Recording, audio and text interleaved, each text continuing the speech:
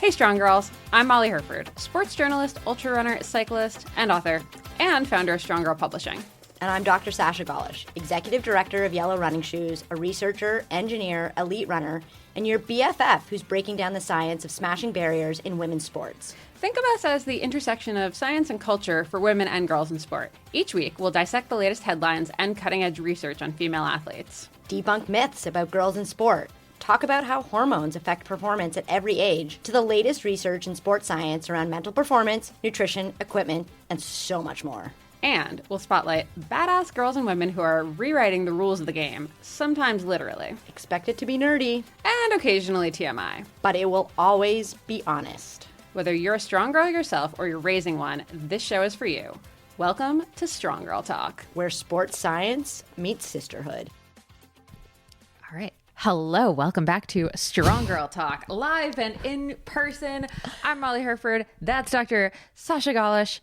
We have Harper as our resident pup for the podcast as we record this intro today. Sasha, how's it going? It's good. We spent the whole day together yesterday, and this is going to sound weird, I woke up with you today. It's great.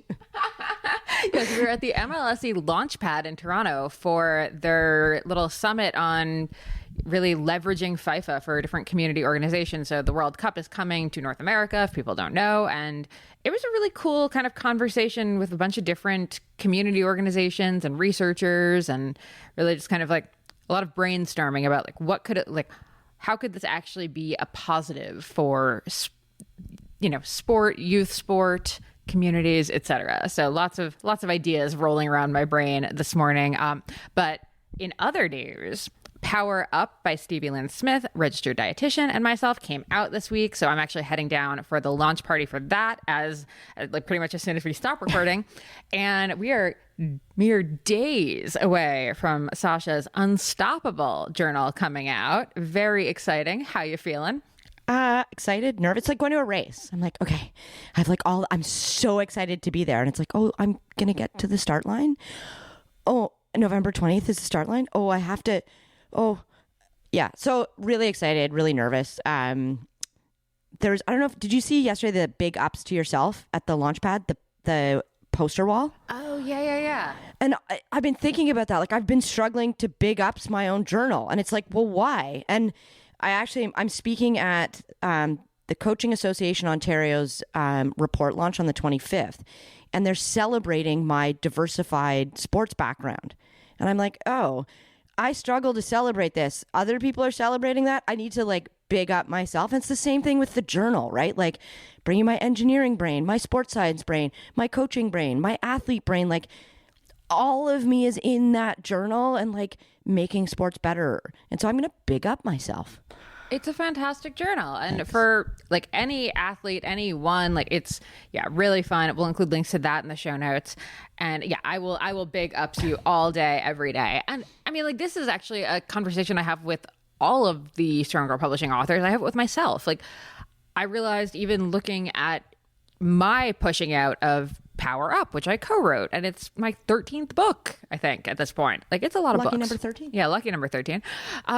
And I still struggle to do it. And I'm out here asking our authors to promote the crap out of themselves. And I know how hard it is, even when you so deeply believe in the book. It's still scary. It's still, you're putting yourself out there in a very time-stamped, permanent way. Well, and the advice I would give to you, so I'll give it to myself, is what we're really worried about is who's not going to like it, and what's the negative feedback or the, insult, commentary. Think all of the challenging things. And it's you're right. Someone's not going to like it, and that's okay, right? Instead of using the negativity bias, use the positivity bias, and look to all the people who are I'm so excited, I can't wait for this. And it's yeah, and not to ignore them. There's always something in that feedback to make you better in the future. Absolutely. But that can't be the driving force as to why we don't do things. 100%. Yeah. So yeah, I mean, it's all a learning experience. We're all getting better at this every day. And actually, on the note of pre-orders and authors and everyone, we have Marley Blonsky on the podcast today. So Marley is the co-founder of All Bodies on Bikes. She is a Oh my gosh. I'm like, where do I even start? So she is a leading voice at the intersection of body size inclusion, cycling, and environmental advocacy. She's also the author of the upcoming Ragtag Best Friends Bicycle Club, the cutest freaking children's book on the planet. And I'm biased, I realize, but it truly is. So her book with us is our first children's book with Strong Girl Publishing. It comes out April 12th. It's available for pre-order now, but also over on the site. So stronggirlpublishing.com/ragtag.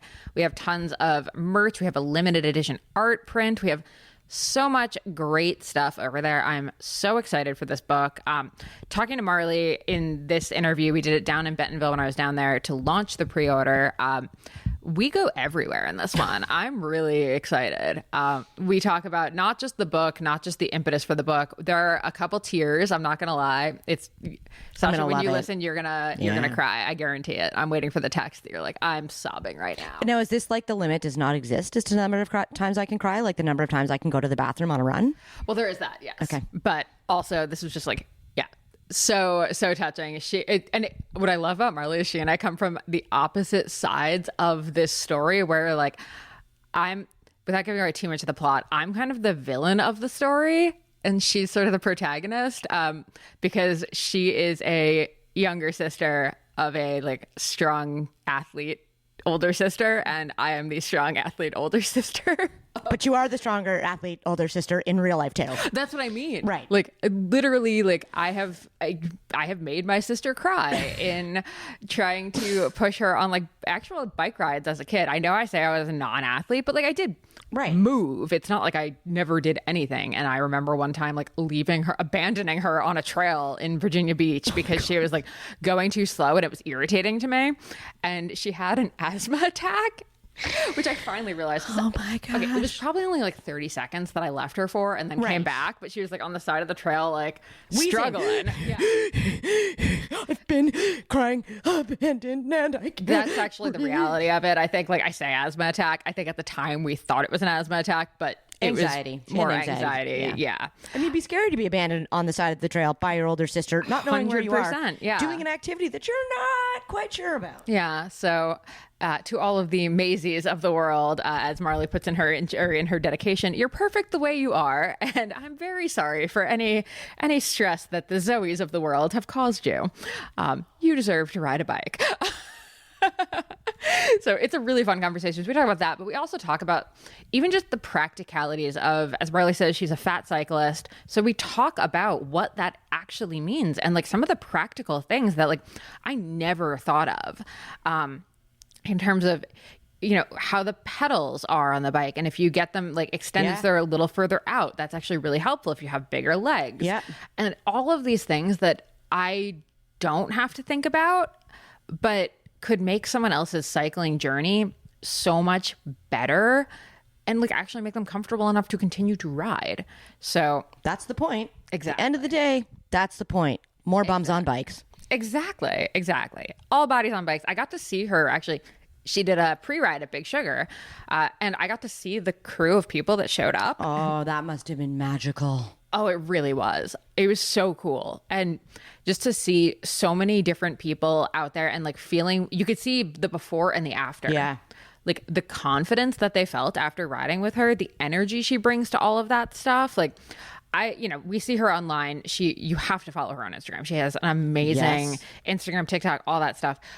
But like to see her in real life and realize like, oh no, what you see online is exactly what you get in real life. Like that is so rare and so wonderful to see. So yeah. Sorry I missed it. I'm sorry. Next time. All right. Without further ado, let's get into this episode with Marley Blonsky. Enjoy, and definitely make sure that you are pre-ordering all of the things coming out from Sasha's journal to Marley's book. All right. Enjoy.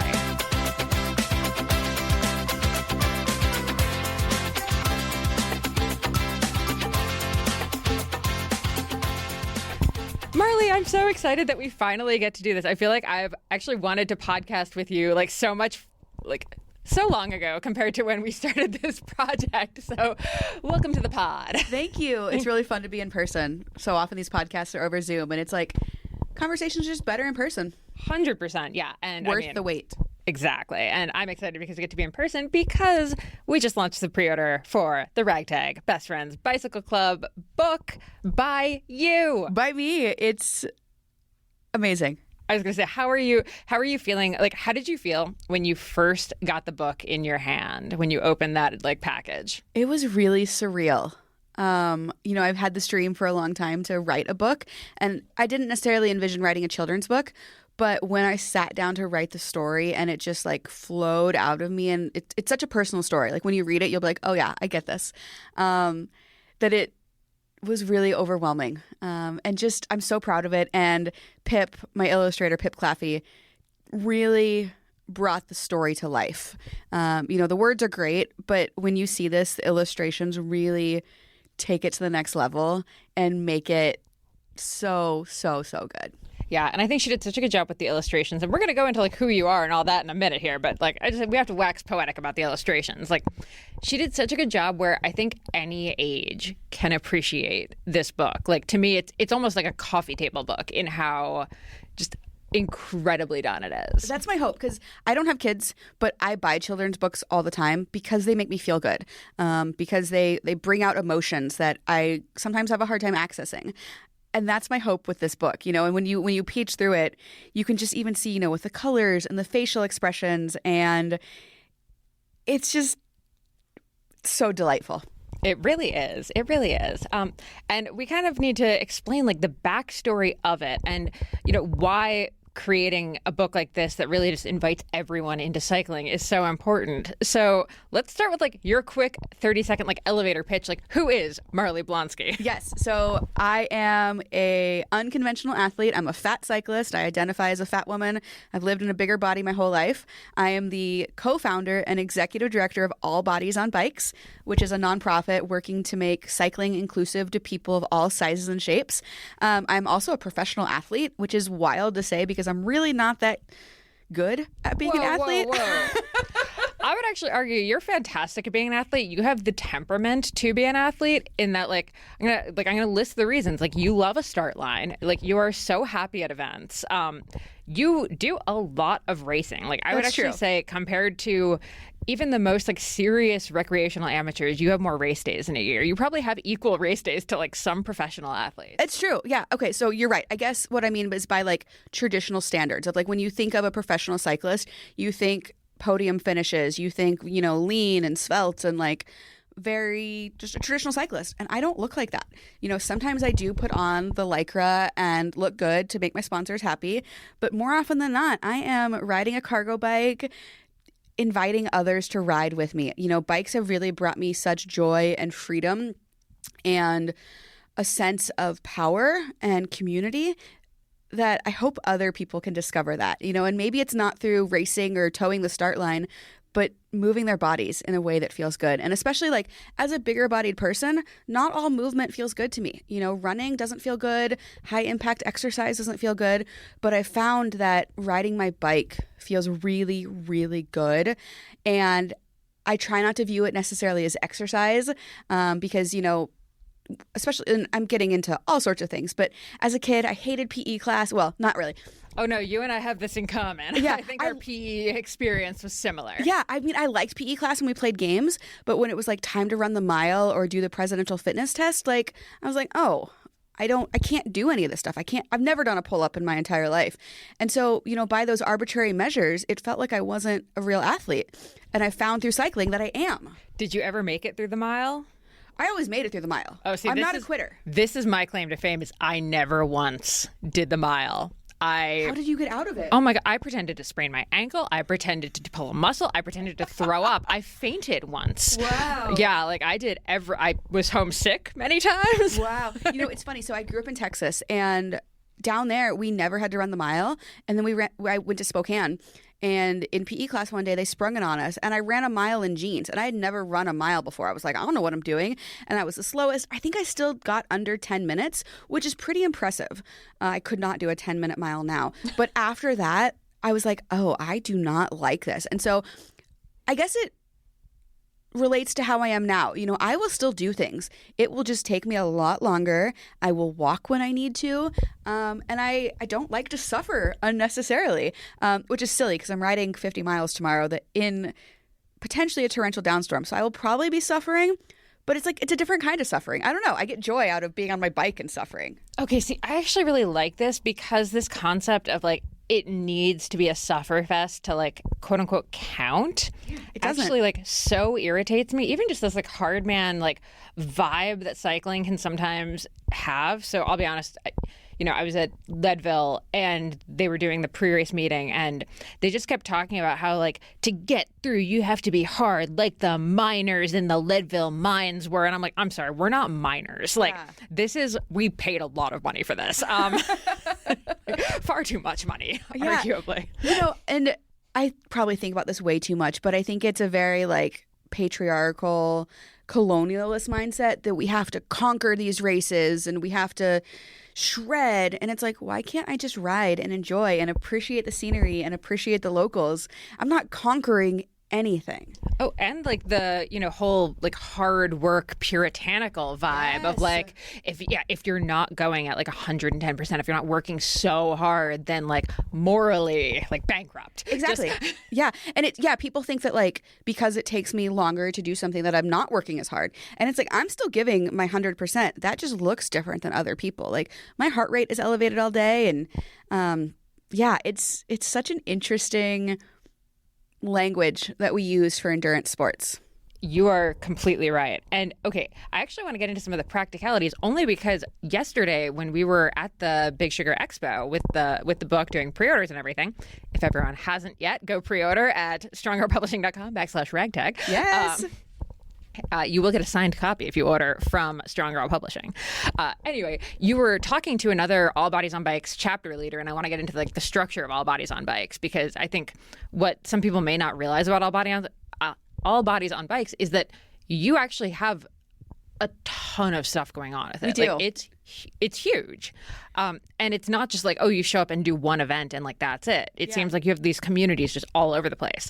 But what I really thought was interesting was you were talking to that guy about pedals and cue angles. And I would love if you could just kind of explain maybe a couple things that the bigger cyclists can actually think about when it comes to comfort on the bike. Yeah. So this person, he's a bigger guy. He's probably 6 foot tall, well over 350 pounds. So he's like a big dude. And he had gotten new pedals with a wider cue factor. And so essentially, not to get too nerdy, but it's the distance of your pedals from the center of your bicycle. So you can put extenders on there, you can put washers, you can do all sorts of stuff to kind of widen where your pedals are at. And so for somebody that has a bigger bone structure, it makes their pedaling more efficient and way more comfortable. And I think it's, we think about bike fits, but there's so many things that bigger bodied riders can adjust on their bikes to make themselves more comfortable. One of the things I hear from folks all the time is, oh my gosh, I love bike riding, but it hurts. My shoulders are numb, my hands are numb, my butt hurts. And it doesn't have to be that way. You can raise your stem to give your belly more room if you've got a big belly. You can widen your pedals. You can get a different seat. And we should get into seats at some point. Maybe not on this podcast, but I think, there's a myth out there that if you have a big butt, you need a wide saddle. And that's not necessarily true. Oh my God, I rant about this. Yes. I do too, because, people are like, oh, I got a gel cushion or I got a really cushy seat. And I'm like, if that's comfortable for you, great. However, as you start getting more and more miles, which hopefully you're going to, you might not. If you're riding around the block a couple times a week, that wide seat might be absolutely perfect for you, and that's wonderful. But as you potentially get into longer distance, endurance, you want a seat that's built for your sit bones. Yeah, which has nothing to do with body size. Yeah. I mean, it potentially could, bigger bone structure. But if you're like, if you carry a lot of fat on your body, you might have a big butt, but your bone structure might be the same as somebody with a lot less fat on their body. And so getting a saddle that is built for your skeletal structure is really important. Yeah, it's funny. I always give this example. My dad is the 350-pound, like 5'10" rider, and his saddle is smaller than mine because his sit bones are narrower than mine. Yeah. And people are so perplexed by that. Yeah. It's really funny when I first got into cycling more seriously, people were talking about sit bones and getting your sit bones measured. And I thought that literally meant like going to a bike store and like bending over and having somebody measure my butt. And I was like, I would never in a million years do that. Like, that's embarrassing. I mean, it's like not that far off because you just sit on like the gel pad. Right. You sit on the assometer. Exactly. You sit on the assometer, it measures your butt, but nobody's like taking a tape measure to your butt, which is really what I thought was happening. And, you know, it's a really non-judgmental thing. It's like you sit on this gel pad and they're like, cool, this seat should work for you. It can just be, it's a really funny thing because the marketing doesn't reflect that. Yeah. And I have to imagine the experience of bigger bodied cyclists who go into a bike shop is that like a lot of bike shops probably do shove them towards the bigger, wider saddles. Yeah. And the comfort bikes and the e-bikes and the cruisers. One of the things to get back to All Bodies on Bikes, we're releasing a retailer training program. And I am so excited about this because so many people, big bodied or not, go into a bike shop and don't have a good experience, you know, for one reason or another. And our hope with this retailer training is to equip the people on the ground in bike shops with the language, with the knowledge, with the skill, with the empathy to work with riders of all sizes and shapes. So when somebody walks in the door, they say, hey, welcome in. What kind of riding do you want to do? Oh, I think I want a mountain bike. Cool. Let's go look at mountain bikes. You know, we equip them with the language to talk about, hey, this road bike or this bike has a weight limit of 200 pounds. Will that work for you?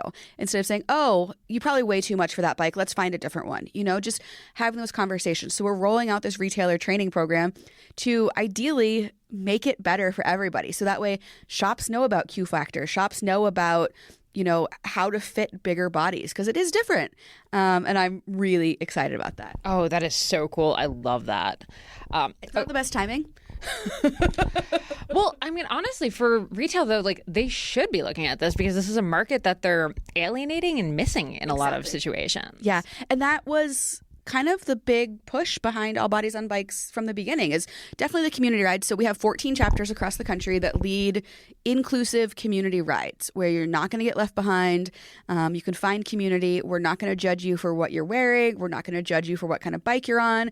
We're going to help make sure it's safe for you. And then we're going to ride together and probably eat ice cream at the end or go to a brewery or coffee or just something to really build that community. I forget where I was going with this. Well, we were getting kind of like into, what is All Bodies on Bikes? Oh, yeah. So we've got these 14 chapters. Thank you. And then from kind of, I don't want to say the corporate side, but the headquarters side, because I'm the executive director, I do a lot of consulting. The corporate side. Although we're like the least corporate brand. She's in a business suit right now, everyone. You can't see, but she is. A bicycle business suit. We do a lot of consulting. We do a lot of advocacy. We do a lot of education. But we also have a lot of fun. We go bike camping. We lead rides. And we really focus on joy and empowering joyful movement. Because getting back to that whole exercise thing, I think especially folks in bigger bodies, exercise can often be a form of punishment. You go to your doctor and they say, oh, you need to lose weight. You need to exercise more. And it's like, bro, I'm already riding my bike 3 or 4 times a day. I am active. And so there's a lot of feelings wrapped up when we start talking about exercise. And it's like, let's talk about joyful movement, moving our bodies in a way that feels good. And for me, that's bicycles. And I hope for other people it is too. But figure out what it is for you. Dance, swimming, playing with your kids at the park, whatever it is. Like there's so many ways to move your body and bodies of all sizes are meant to move. Oh, I love it. I love it. And you touched on a point that I do want to just like quickly double click on is this like idea of when you are talking to a doctor, so often bigger people just get told lose weight and that's your cure. And I'm putting quotations around cure. Talk to me about how people can like better advocate for themselves at the doctor. Any advice, like even just kind of like personally, like from your experience? It's so hard. You know, even me, I've gone in for an ear infection and they're like, oh, you should also lose weight. I'm like, how is losing weight going to fix my ear infection? It is not. So, you know, there's a lot of resources online to find a provider that practices health at every size. You know, if your physician or if your doctor is only focused on your weight, that might not be the right doctor for you. And there's a lot of providers out there who take a more holistic approach, who, you know, you ask not to be weighed at every appointment. That's something you perfectly within your right to do. Sometimes it is relevant. If you're on a medication that can cause weight loss or weight gain, or they have a reason to be kind of keeping that, sure, have it checked, whatever. But they make little cards that you can print out online that you can give to the medical assistant that just said, I decline to be weighed today. Please put this in my medical chart. You can advocate to your doctor of like, hey, I'm riding my bike, I'm doing all these things, I'm having these challenges, and just having a really honest conversation with your doctor. Because as we're learning, there's so many factors that go into body size, and exercise and diet are a small fraction of it. Yeah, it's funny. I was just talking to my run coach for an article a couple weeks ago, and we were talking about 100-mile running. And we were having this conversation about, like, what does it take to run 100 miles, or, like, how, doing all these things for 100 miles. And one thing we kind of ended on is just this idea that, like, the fastest people, the people at the front, the people at the back can be training the exact same way as the people in the front. They are doing the same workouts, the same mileage, the same hours. They're eating the same thing. And they're still finishing 8 hours behind the people in the front. And that's not training. That's not environment. That is genetics. 100%. I think about my efforts at 100 miles. I've done Mid-South a couple times. I've done Unbound. And part of it's also, how do I want to say this? Goal, outcome. When I go out for 100 miles, I'm not going race pace. I am going at a pace that I can maintain for 12, 14, 16 hours because I know that that's what it's going to take me. I'm having fun, I'm enjoying it, but I'm also like pacing myself that I can go for that long. And it's funny, I've talked to some of my friends who are in the pointy end of the race, and after I finish Unbound and it takes me 14 hours or whatever it is, they're like, Marley, you work actually way harder than we do. And I'm like, I know. Like, all of us in the back know that, like, to get my 200 and whatever pounds up the hill takes a lot more watts and a lot more effort than your body weight that is half as much as mine. I've always wanted to do some sort of I don't know if race is the right word, but some sort of event where, folks in smaller bodies can put on weight vests or add weight to their bicycle just to experience what it's like to be 200 pounds. Honestly, I think you should do that. I would freaking love that. I think that would be so interesting because I think it would give people that, would just kind of like swagger up to that and be like, yeah, I can do it. I can do it. No problem. Like, that's not hard. Yeah, I would please do that. Please. Okay, it reminds me of, do you remember that movie 10 Things I Hate About You? Do I? I love that movie. Who doesn't? We just rewatched it. The soundtrack? Amazing. I'm instantly downloaded it. I've been listening to it actually like nonstop lately. It's so good. Letters to Cleo is one of my favorite bands. Anyway, the scene in it where the dad makes the daughter like put on the pregnancy suit and walk around before she can go to the party. I forgot about that scene. But yeah, exactly. Because it's just a different experience. Yeah. And it's neither good nor bad. But I'd actually like to also see like some kind of like power to weight like equalizer thing where you're actually like it's all equalized, because I think some of the bigger bodied athletes would actually like destroy. Have you seen my quads? Yeah, they're ridiculous. I mean, they're hidden under some layers, but they're strong. Like, yeah. And some of these, sometimes you'll get out on the course and you see these bigger bodied people and they just fly past you on the downhill, and that's our reward because we worked really hard to get up that hill, and now I'm going to fly down it and they're going to catch me on the next uphill, and it's going to be great. I love that. Yeah. I love that. But yeah, I want to do this event, especially just to give smaller bodied folks who maybe are disparaging a little bit or, kind of scoff at why it takes me so long to do things, just a little taste, a little perspective. I think that's a great idea. Yeah. I think that's great. I think there could be like a really fun, like fundraising component to that. This All Bodies on Bikes is a nonprofit. Exactly. This feels like a thing. We have too many ideas. This is terrible. Okay, let's talk about the book. So at Sea Otter last year, we were chatting, and I was just like bullying you into writing a book. That's really the only way that I can describe it. It's just, I was like, so Marley, when are you going to write a book? When can we talk about this? And I was like, now. Yeah, and luckily. Yeah. It's funny. I have for a long time had all these ideas in my head about a book. Like, I want to write a memoir. I've lived a kind of wild life. I want to read that memoir. It would definitely not be a children's memoir. Little not safe for work. I've been on the dating apps for 10 years. I want to write like a decade on the apps of like dating advice. But clearly you don't publish those kinds of things. I don't have the bandwidth currently to write that kind of book. And I was like, Molly, how would you feel about a children's book? And you lit up. I feel very good about a children's book. Yeah, because I've had this story. I've wanted to tell this story for a long time. I grew up with a big sister who I wanted to be like. She was 2 years older than me. She was so cool. Her friends were cool. And I would always try and keep up with them. I wanted to be with them so bad. And I think it's a really relatable experience. And that's kind of the story at the heart of this story, of the heart of the book, is it's two sisters, Maisie and Zoe. Maisie's the little sister. Zoe's the big sister. Maisie really wants to ride bikes with big sister. And big sister says, nope, you're too slow.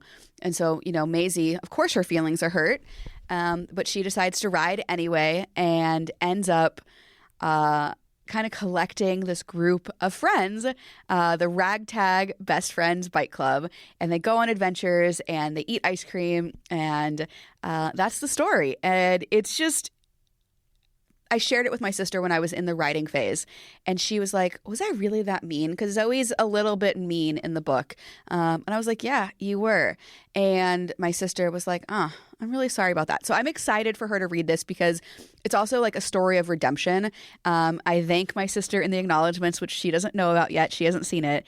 So for me, it was also a healing thing to write this book and to hopefully, I'm going to cry. Wow.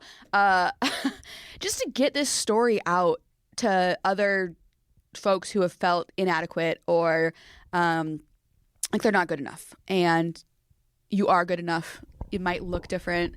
But wow, well, that's why you have the dedication in there. Exactly. That is. Yeah. So yeah, the dedication is to all the Maisies of the world. You're perfect just the way you are.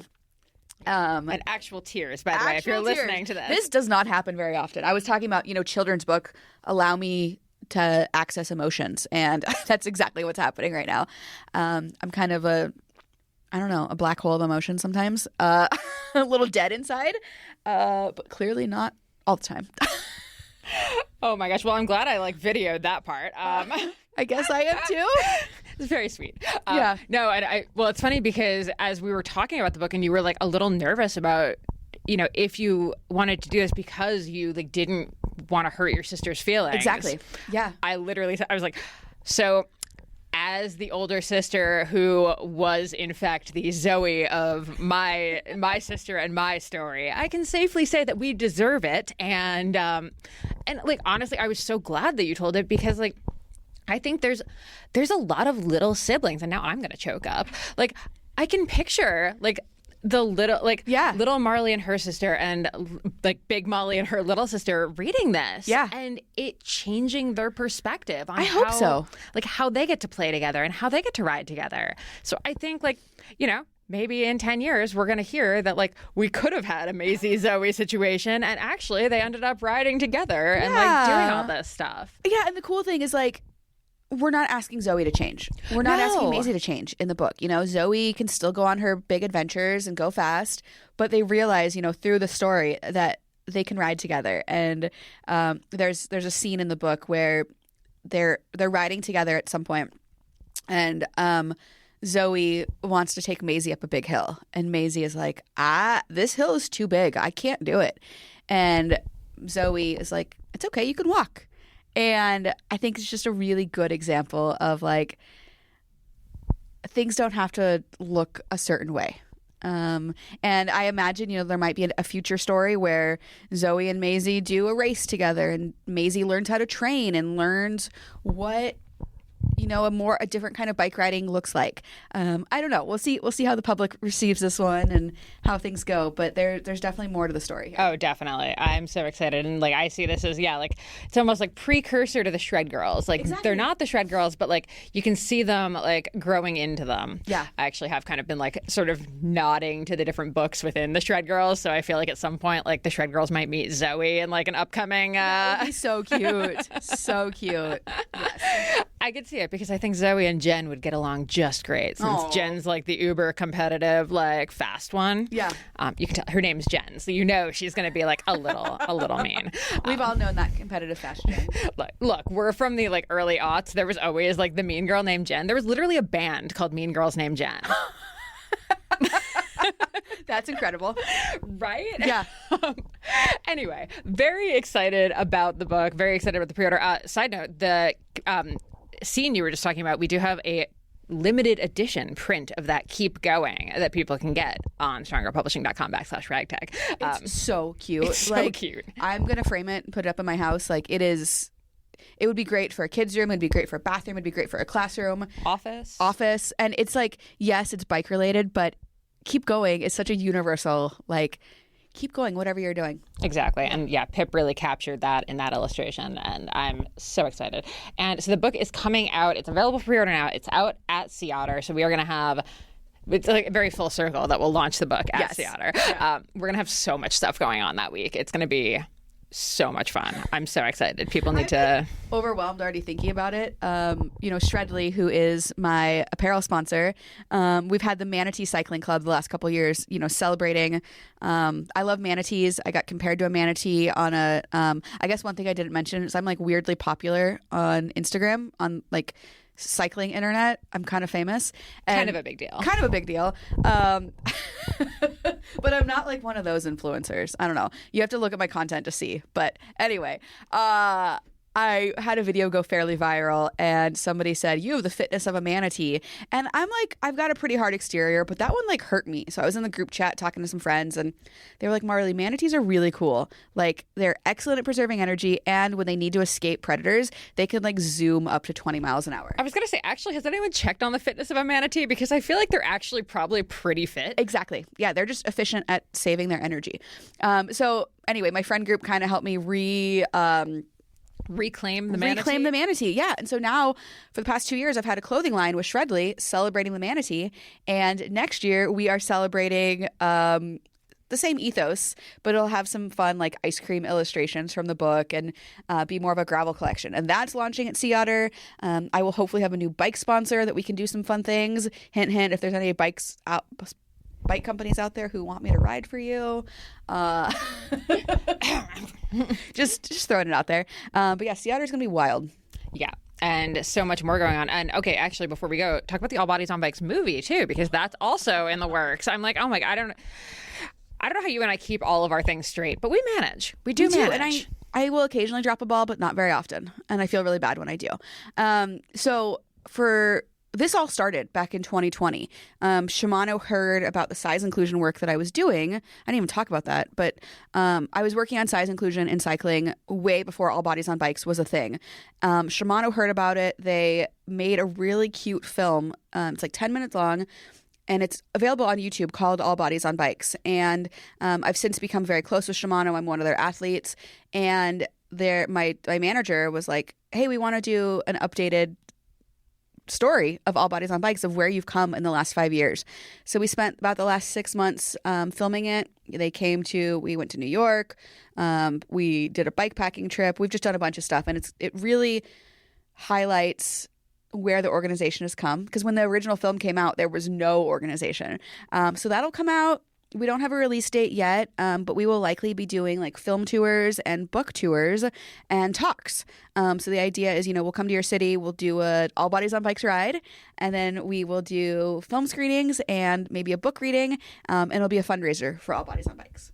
Perfect. Okay, where can everyone find you, follow you, and All Bodies on Bikes? So Marley Blonsky, all over the place. If you just put it into a search engine, all my socials will come up. I'm on Instagram, I'm on Blue Sky, I'm on Threads. I'm not on X because we don't do that. And I also have a Facebook presence, although I have a really hard time maintaining that. Facebook is impossible. It really is. Like the Meta Business Suite. No idea.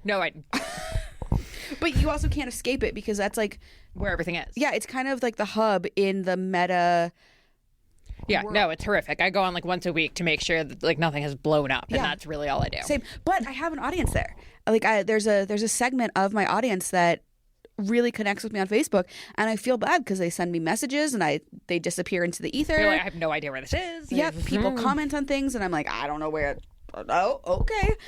So the best place to follow me is Instagram. I have the most fun with that. It's real content. I use my stories as kind of a diary, so you're going to get behind the scenes stuff. And then I also do just other influencing on there for other brands. Love it. Oh my gosh, I'm so excited we get to take this journey together. Thank you so much, Marley. Thank you, Molly, and thanks for believing in this story. Of course. Thanks so much for tuning into the Strong Girl Talk podcast. If you enjoyed this episode, definitely head over to wherever you listen to podcasts and rate, review, and of course, subscribe so you never miss another episode. And head over to stronggirlpublishing.com to check out all of the books by Strong Girl Publishing's authors, including Molly Herford, Misha Powell, and so many more. Thanks for tuning in, and we'll see you next time.